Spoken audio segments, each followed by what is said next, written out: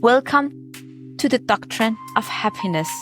I am Natasha Lojavary on a global journey to uncover what it really means to live in happiness, empowerment, and authenticity across all areas of life, both in business and private moments. From vibrant cities to remote sanctuary, I'm meeting people from diverse backgrounds to explore how culture, beliefs, spirituality, gender diversity, and even sexuality shape their understanding of fulfillment and happiness. Together, we dive into the thought form and values that drive their choices, sharing stories and challenge, inspire, and uplift. With the help of a groundbreaking algorithm, we will relieve not only the happiness people are aware of, but also the hidden pieces in their blind spot. This journey goes beyond the surface to reveal the truth that connects us all.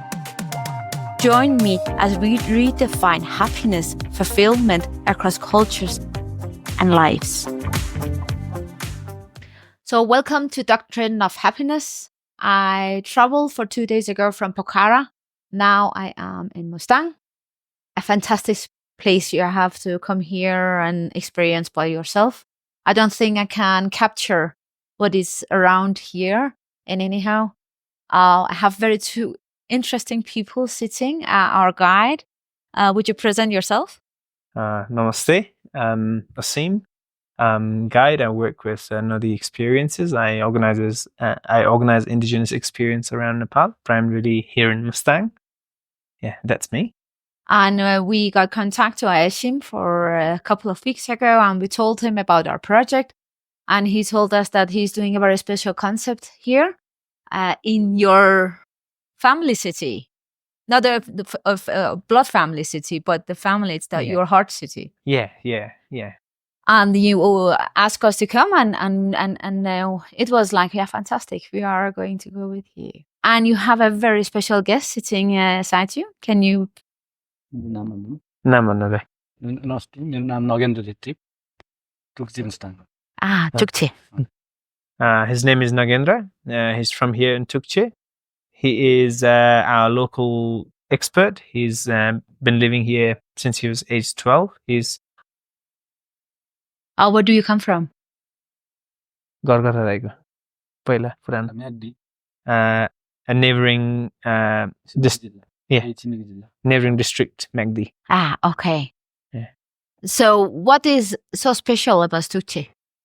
𝐶𝐿को सबभन्दा special कुरा के लाग्यो दाइ 𝐬𝐻𝐵बाट आएको मान्छेलाई? सबभन्दा special कुरा हाम्रो थकाली कुरा नै थकाली खाना थकाली कुरा यही नै राम्रो लाग्यो मलाई। अनि के चिज चाहिँ टुकुचीमा राखेको छ त? मलाई अब आफ्नो कर्म भनौँ न, कर्मले भन्नु पर्यो हैन। यही सानैदेखि आइयो, सानैदेखि यही बिहा भयो, यही हुर्कियो, यही भयो, अब नागरिक सबै यही सङ्गतै भयो। यही ठाउँ आफ्नो लाग्छ। आफ्नो लाग्छ।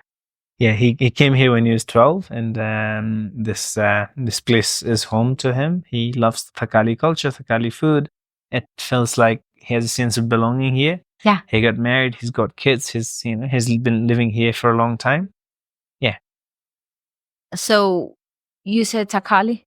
Can you explain? So Thakali are the indigenous people who live here in the bank of Kali Gandaki for hundreds of years. The other name of Kali Gandaki is Thak Khola. So hence the people who live around is known after the river Thak Kali.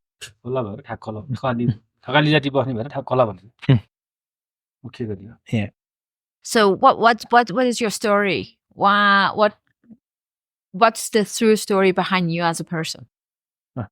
दाइको कथा रे यसो टुच्च सानोदेखि म सानो छँदा अब म 12 वर्ष उमेरमा घर छोडेर आएको।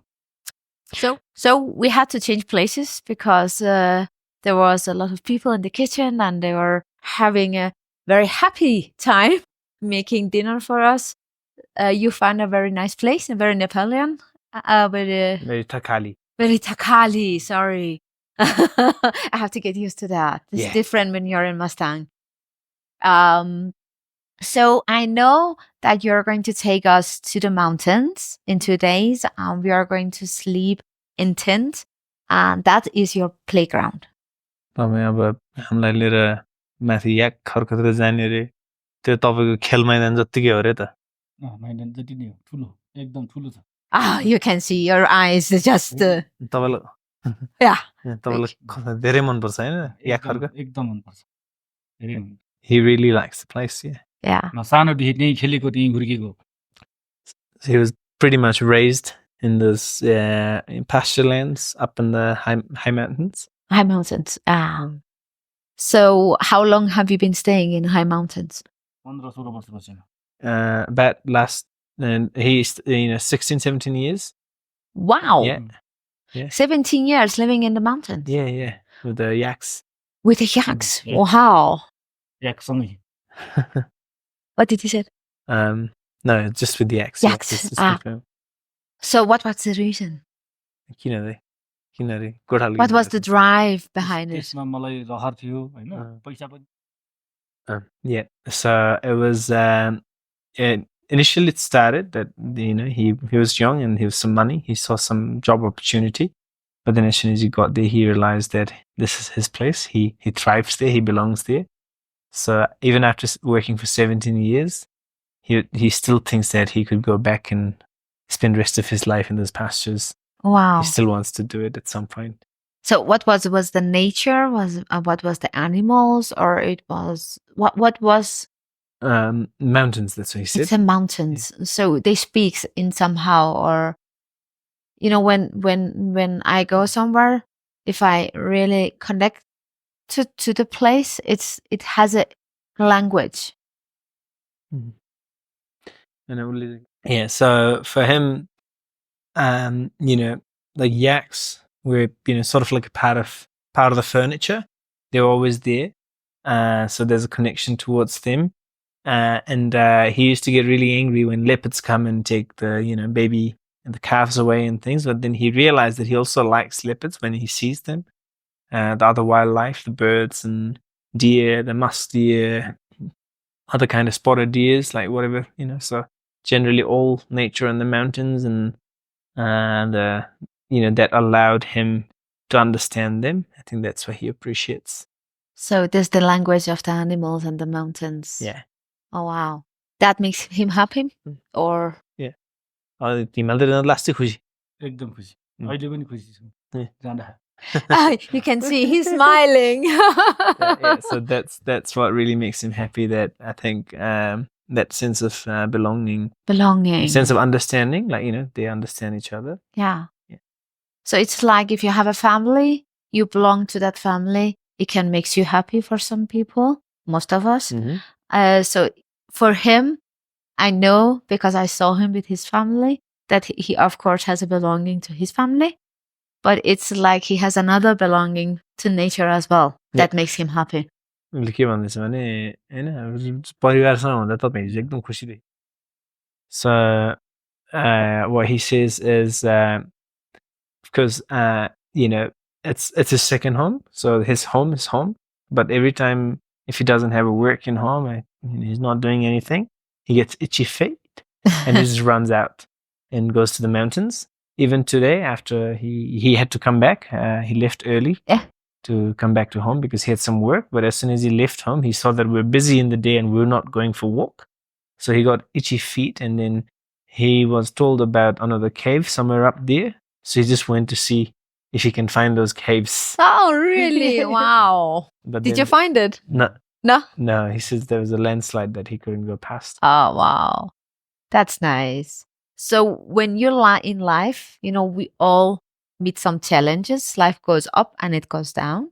When you meet some challenges, how do you find the happiness to overcome the challenges in life? What is the calling? What is the strength that you find?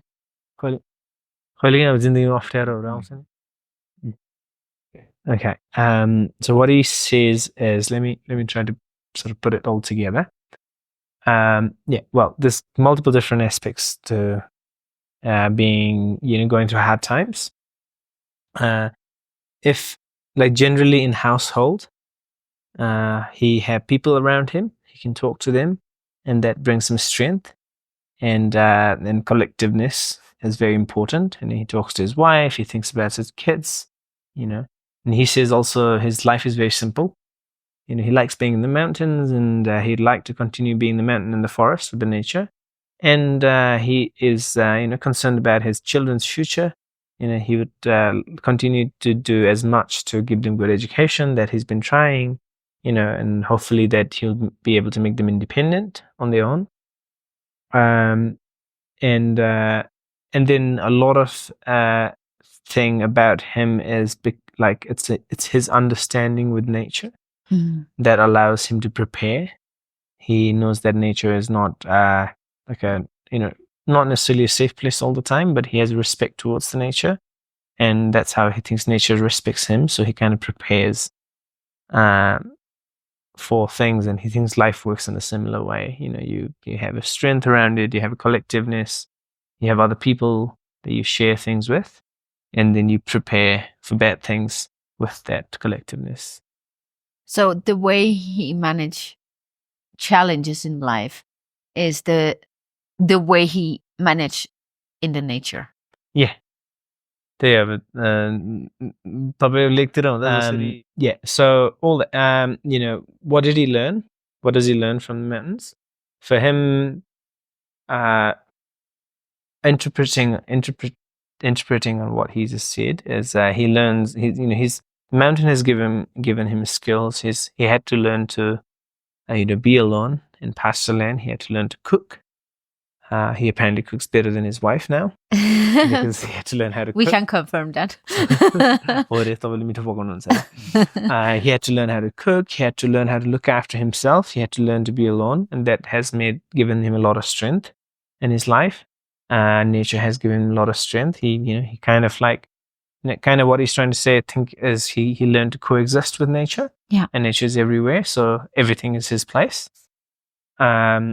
Also, and he has immense respect to the pasture lands because they enabled him to have a life that he would have dreamed of, a family that that the income from that enabled for him to send his kids for education that he couldn't have. So I think for him, I think it's not more of a holistic experience from what I can hear. For him, life experiences is down to what he learned in terms of survival, what he learned in terms of skills, and how that allowed him to coexist with the nature. And I think it's very sort of give and take. And that he used when he is at home with the family. Yeah. And he used that skills in the survival with nature to solve whatever it is, it will come up in life, through a life on our way. That's the way he manages. So that's beautiful. So he find happiness in private life, in family, and in nature, by nature. Yeah. Is it true? So I think, and we'll give on this one. So we'll put up some there's a cost line. Can you remember all that? Yeah. Wow. I like to look at your guys' faces. I know the podcast is listener, they can't see it, but you look so impressionist. So his because the experiences he had to have, most of them were not choice in the mountains, and he had to learn those things, and that had made him so strong that he's not worried about anything. He feels like whatever comes in life, he'd be able to deal with it. Because the amount of array of skills that he was able to accumulate, primary to ensure his survival up there in the hills, not just his survival, but the survival of the animals as well. The yaks, very free-spirited creatures. One thing what he says is he's always been happy up there, and he's always had a lot of energy, and that he brings that energy home in the village, and he's always very proactive in things, and old people used to look at him and say, yeah, whatever, when you get to 40 you'll realize. And then he turned 40 and he couldn't feel it, so he wasn't sure if he was doing something wrong. And then someone said, you'll turn 50 one day and you'll realize you get old and you have no energy and you have no what's the right word, you'll start fearing things a lot more. and then he's now turning 50 and he still hasn't felt it. And he thinks it's because he's resilient, because he, looks at the nature and listens to the nature.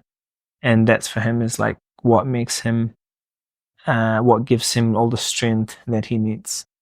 The funny thing is, when we live in Denmark, what we are afraid of when we go out, it's just totally different things, because you talk about leopard and we think about, okay, car driving by too fast, or some neighbors, they have a norms of they will cut your, I don't know, grass or doing something illegal, or it's just different kind of, worrying and problems, or what you will call it. And he's living in a wilderness that we have forgotten where we come from. And that gives him the strength that we really miss. That's the reason we are here somehow, trying to figure out why. Because I know you told us yesterday that you and your wife you're not sick. You don't need a doctor when I ask, what about doctors or healers around here? So it's like the nature is a part of your life that makes you happy. It's what I hear from the translation. उसले चाहिँ के भन्छ भने धेरै कुरा भने उसलाई चाहिँ अचम्म लाग्छ. Okay, I'll translate all that. So the first question was around the connection to nature and what makes him happy, and about like you said, like they haven't been sick. Is this the place? What is it? So what he says is it's probably he's not. What he says is probably because he there's two things in his life that he cannot change, and one is what's written for him and by whoever wrote it. It's his faith and his fate, and another is the nature, and you just have to learn to coexist with both of those things. If it's written for you, if it's meant to happen, it'll happen. What is foreseen before he reincarnate here, or not just necessarily. I think in our culture, what we often say is, when you come here as a human being, there are things written for you. Yeah, and there's no point of forcing change. No, you just accept what's given. It's a lifeline. Yeah, and it's the story. Lifeline. Yeah. It's what's given by whoever's given it. It's not necessarily God. It's just whoever's given it. We call it bhagya, which means like a fate. Yeah, so you accept your fate and you move on. And another thing you can't change it.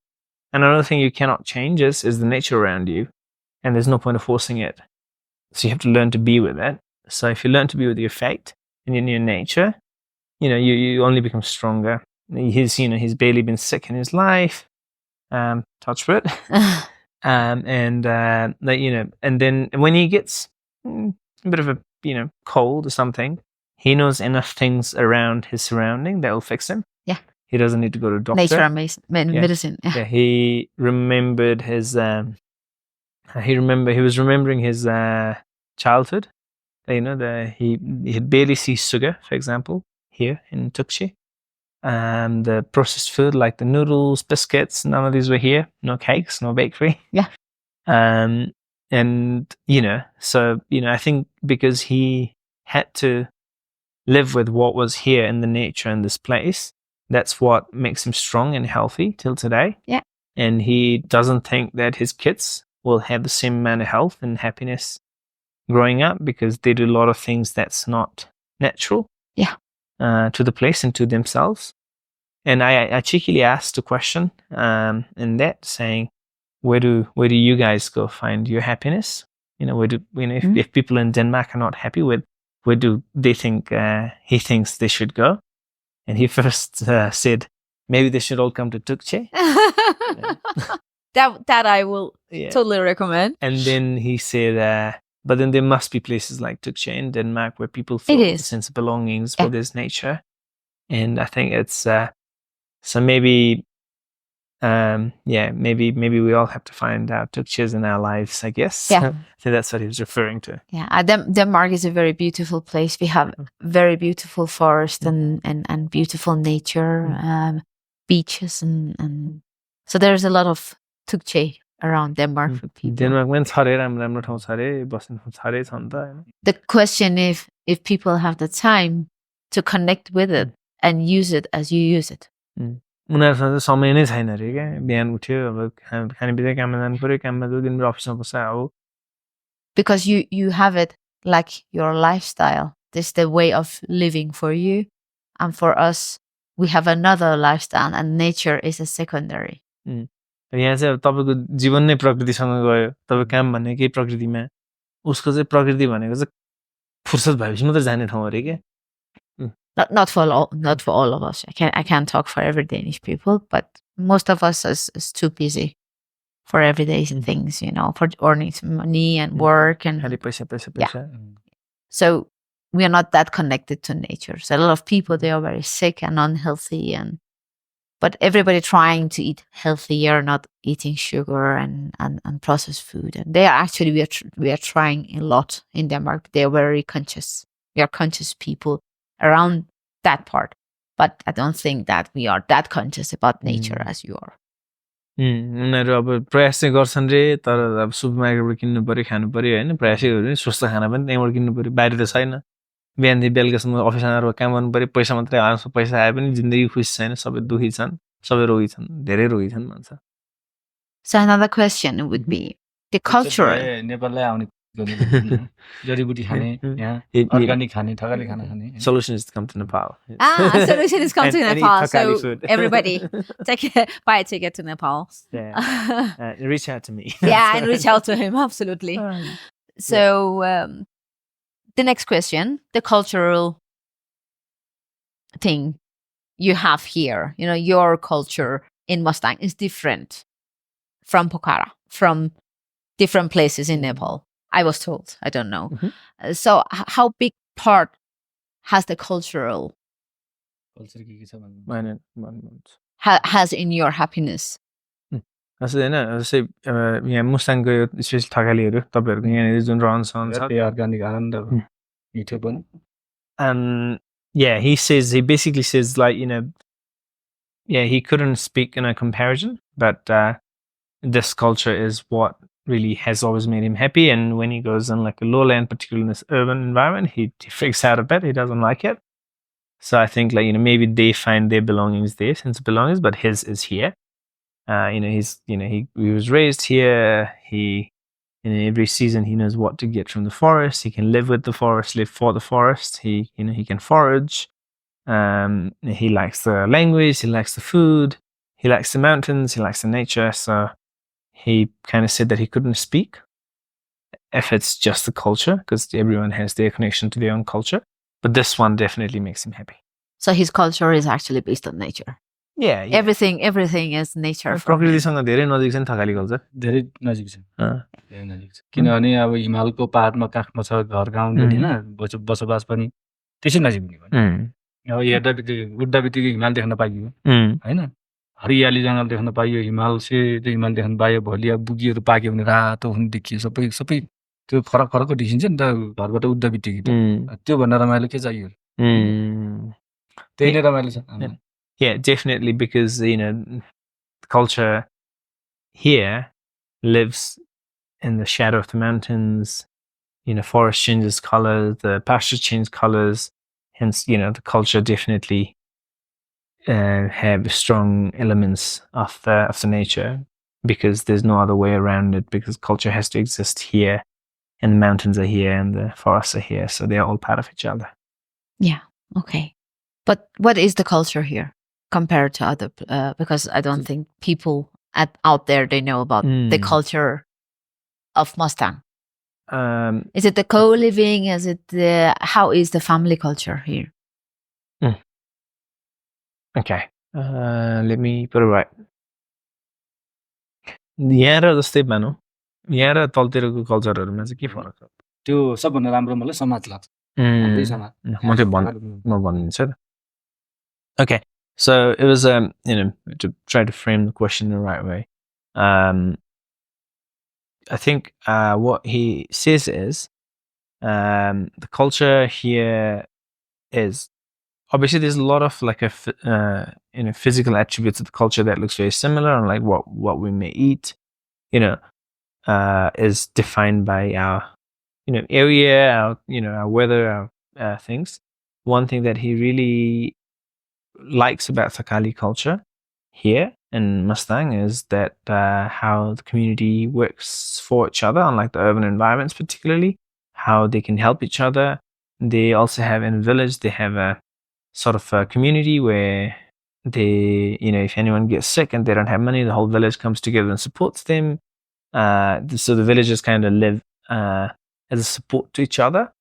Obviously there's difference in food and languages and a few of the rituals, but I think what he is implying to say is those things societies don't have control in. It changes according to where, regions and things, the rituals and the behaviors, but the core functionality as a society is quite strong here.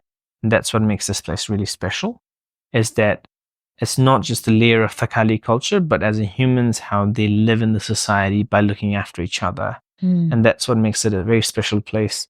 And that's what I think also he kind of pointed out, that he struggles with the urban environment and the more industrialized places where, you don't have that connections with each other. So the human connection is what makes it really special in this village. He kind of mentioned that, he couldn't speak on the behalf of the whole reason, but in this area, of course. So the human connection is the one of the next thing that makes him happy. Yeah. So nature and the human connection. प्रकृति र मान्छे त हो त्यही अरु केही छ त केही छैन प्रकृति मान्छे यहाँको रहनसहन सबै ठिक छ मलाई So that's pretty much. I remember one of the team member yesterday asked them about the gender, how they work in the kitchen, who was it you and your wife, and then your wife said you're the guy in the kitchen that makes all the dinner and it's not typical.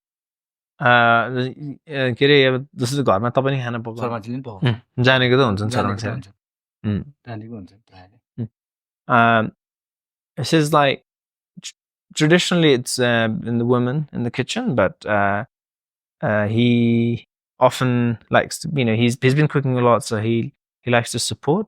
It doesn't mean that necessarily men don't cook. Like, for example, the tea house we here, Mahesh, he helps out in the kitchen often. You'll see him cooking. I have noticed. Cooking with his, so if women are busy, men will obviously come and help out. Just like,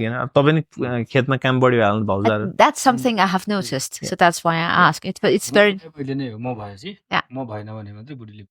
No, खेतमा नि त जस्तो तपाईको धेरै काम भयो भने भाउजू आएर गर्नुहुन्छ नि हैन हामीले उही पकाउन लान्छ खेतमा जस्तै हामीले अलि मान्छे बढी हाल्यो भने सबै बोकेर लग्यो उही खेतमा पकाएर दिन्छ हैन पकाउने मात्रै कुरा हैन जस्तै खेतमा तपाई काम गर्न जानुभयो काम धेरै छ नि त भाउजू आएर गर्नुहुन्छ नि त म त्यही कुरा भन्छु उलाई मिलाएर हैन so yeah, it's like while the sort of roles are there, like women's are mostly looking after the kitchen while men are working in the farm, while those traditional norms are there, it's not restrictive.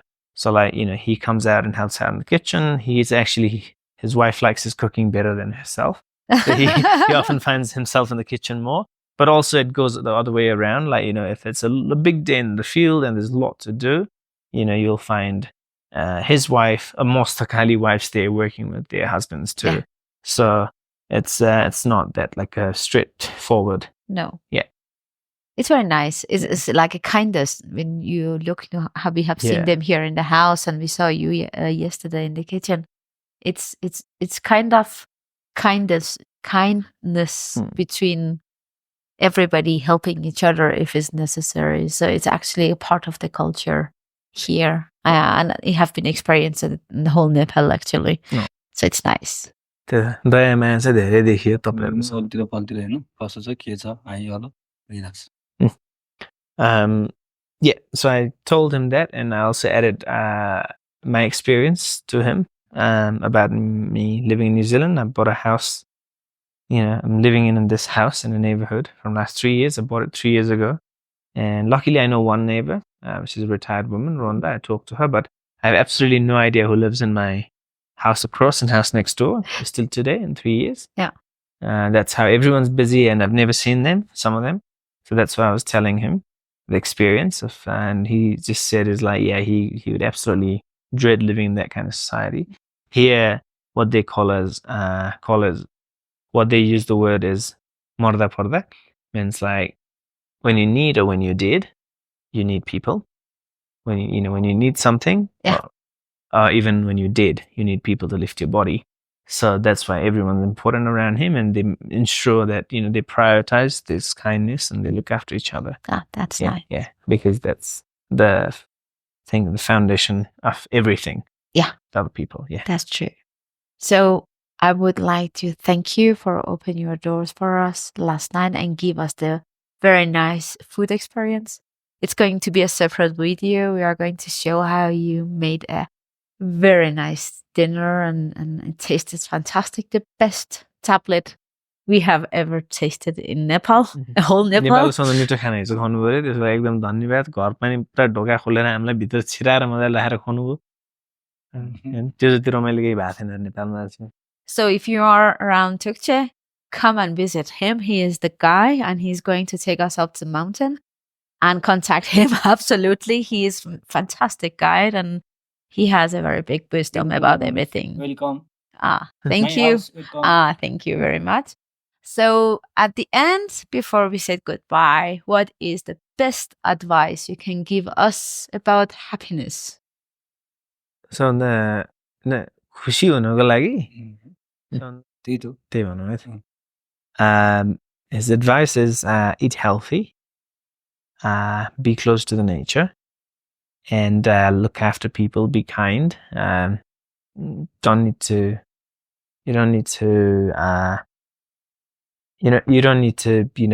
you can be kind, you can be soft spoken, you can think before you speak. You just need to be kind to the people around you, and that's to sort you out. That's how it works. It's fantastic. Thank you very much.